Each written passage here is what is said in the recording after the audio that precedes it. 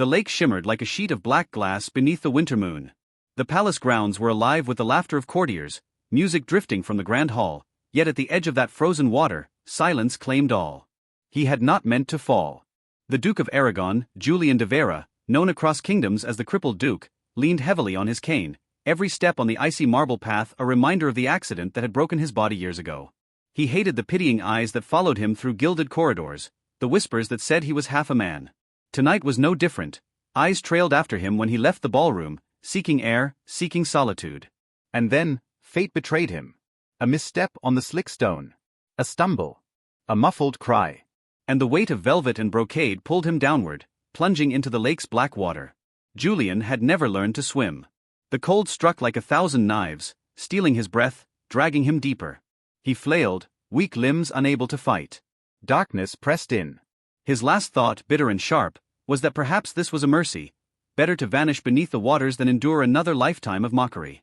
But someone had seen.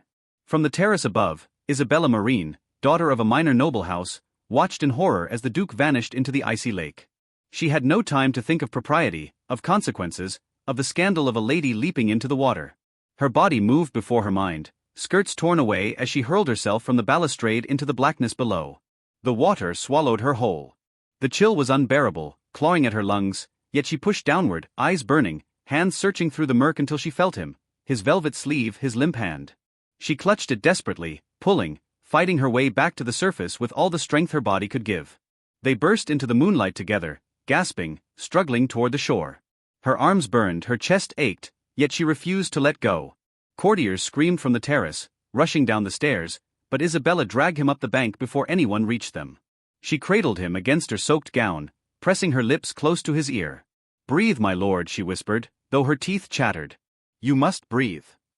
He coughed, choking up water, eyes fluttering open. Their gazes met, his dark and astonished, hers wild with relief. For a moment, the world was only them, two trembling figures in the frost, bound by something neither could name. And then came the shouts. Servants rushed to cover him with cloaks, guards lifted him to carry him inside, and the court erupted with questions and murmurs. A duke nearly drowned. A young lady leapt to save him. Julian's hand, cold and shaking, caught hers before they tore him away. His lips formed a single word, hoarse and broken. "Why?" She could not answer, for propriety already closed its jaws around her. She bowed her head as they led him away, shivering, heart pounding with a terror that was not fear of scandal, but of what she had just begun. That night, as the castle feasted again, no one spoke to Isabella. No one dared. She was marked, by bravery, by foolishness, by something dangerous. And in the Duke's chamber, Julian lay awake, remembering her eyes in the moonlight, her voice in the darkness, and the heat of her hands pulling him back from death. He knew what it meant. He knew what it would cost. But forbidden or not, a flame had been lit. The weeks that followed whispered with scandal. Everywhere Isabella walked, silken-clad ladies paused to stare, fans fluttering over painted lips. She was no longer invisible, no longer the daughter of a forgotten house brought only to fill the numbers of the winter ball. She was now the lady who had touched the Duke, held him, dragged him from the jaws of death. And Julian, he could not forget. He summoned her, at first under the pretense of gratitude. His chamber, dimly lit by firelight, smelled of damp herbs and warmed wine when she entered. He leaned on his cane, pale still, but his eyes were steady. "You risked your life," he said quietly, when the servants were gone. "Why?" She lifted her chin, though her heart pounded. "Because no one else moved. And because," she faltered, her voice softening, "because I could not watch you die." Silence stretched. The fire snapped. Then to her horror he laughed, a low broken sound. "You do not even like me. I see it in your eyes when the court whispers. You think me bitter. Crippled. Half a man." Her breath caught. "I think you proud, my lord. Proud enough to hide your pain from all who might care for you." His gaze sharpened, cutting through the air between them. Something shifted then, something dangerous. She felt it like the pull of the tide. From that night, she was summoned again. At first for music, she played the harp softly while he worked at his desk. Then for walks in the garden, where his cane tapped against the gravel paths and she steadied him without speaking. And soon, for no reason at all. Every meeting was peril. He was promised already, to Lady Elvira of Navarre, a union arranged by crowns and lands, not hearts. Isabella knew it. Julian knew it. And yet, the more they tried to guard themselves, the more the fire grew. One evening, when rain lashed the castle windows and thunder shook the heavens, he seized her wrist as she rose to leave. "Stay," he whispered. His voice was raw, stripped of rank, of power, of armor. She froze, breath trembling. "We cannot." "No," he agreed. "We cannot." His hand did not release her. His eyes searched hers, desperate, hungry, pleading for a salvation she could not give. "And yet if you walk away I will drown again, this time without water." Her resolve shattered. She sank to her knees beside him, her hand pressed against his scarred chest, feeling the thunder of his heart. His lips met hers, fevered, forbidden, carrying the taste of longing and despair. The storm outside raged, but inside that chamber, a different tempest consumed them. Days turned to weeks, weeks to months. Their love grew in secret shadows, hidden letters passed through servants, stolen touches in candlelit corridors, whispered vows in the stillness of dawn. To the world, she was the lady who had once saved the Duke.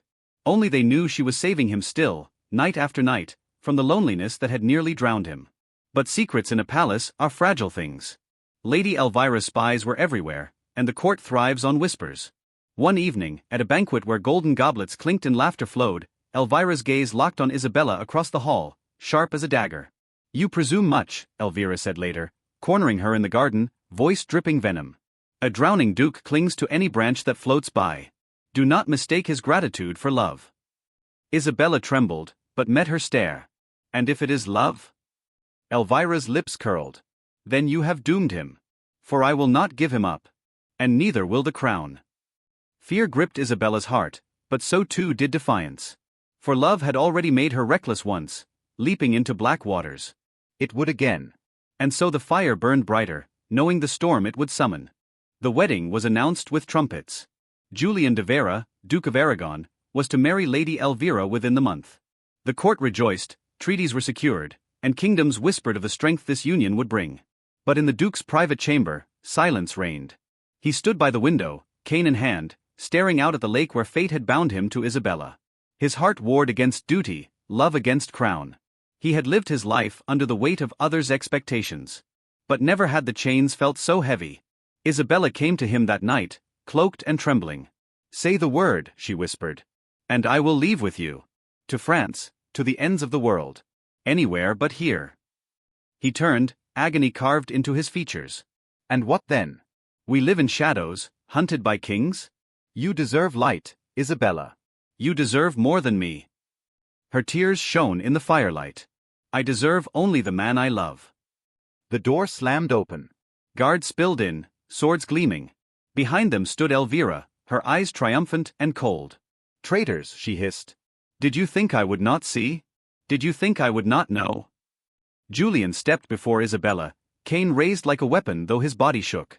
"She is innocent. If blame is to fall, let it fall on me." But Elvira only smiled. "Oh, it will."